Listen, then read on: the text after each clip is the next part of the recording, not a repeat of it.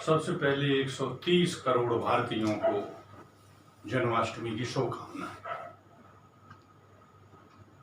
कृष्णात् परम तत्व हम न जाने, कृष्ण से भी महान कोई है मैं नहीं जानता। कृष्ण को लोग कई पर्यायवाची देते हैं, छलिया, माखन चोर, रणछोर, लेकिन ऐसा नहीं। उनका अगर स्पष्टीकरण देखा जाए तो बिल्कुल स्पष्ट है कि मक्खन जो उन्होंने चुराया उसके पीछे एक कारण था। वो हमेशा कहा करते थे कि महान कार्य के पीछे एक बहुत बड़ा कारण होता है। इतिहास उठा करके देखेंगे तो बलवन की सेना बहुत ज्यादा थी, उसने अनाज को सस्ता कर दिया था। इसी तरीके से कंस, गोकुल, बरसाना सब जगह से जो है माखन, दूध लेता था अपनी सेना को खिलाने के लिए, उसने सस्ता कर दिया था और लोग लोभ लालच में आके पूरा दूध मक्खन सब बेच देते थे।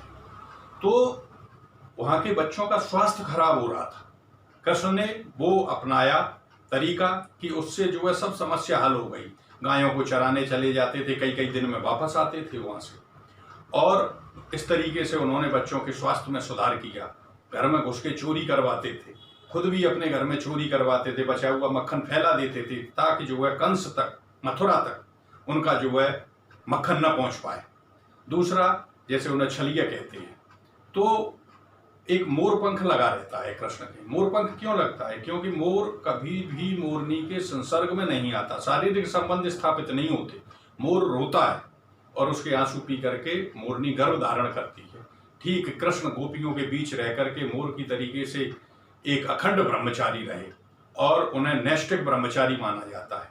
इसी तरीके से रण कहते हैं। रण छोड़ के कृष्ण मथुरा छोड़ के कभी नहीं भागे।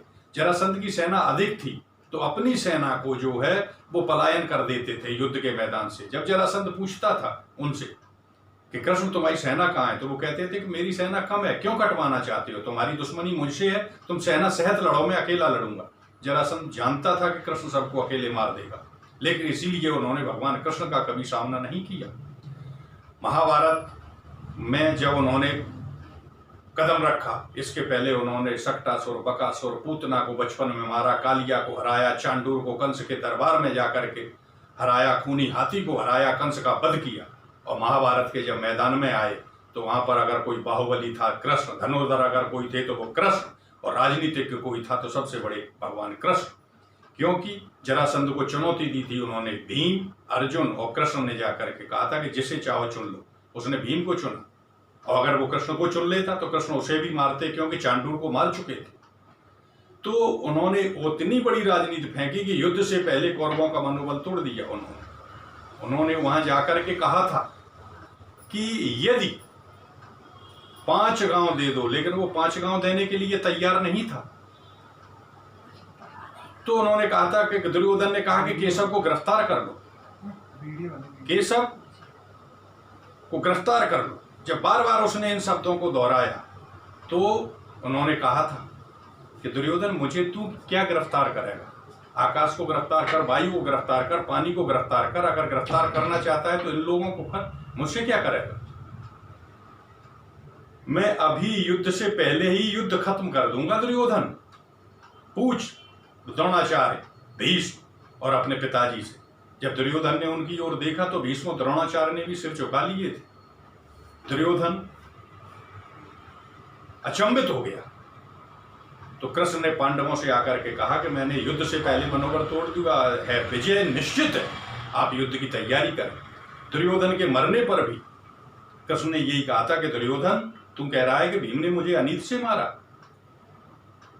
नहीं, 7 ने मिलकर अभिमन्यु को मारा था तो धर्म कहां रख छोड़ा था? वो खींचा था चीर दुशानन ने, तब कर्म कहां रख छोड़ा था?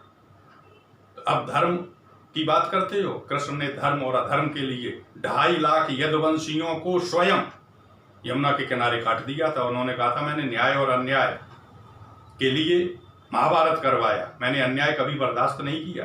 इसलिए मैं ये कहना चाहता हूं कि भारतीय सभ्यता और संस्कृति सर्वोपरि है, और उसमें भी कृष्णात् परम तत्व हम न जाने, कृष्ण से भी महान कोई है मैं नहीं जानता। जय हिंद, जय भारत।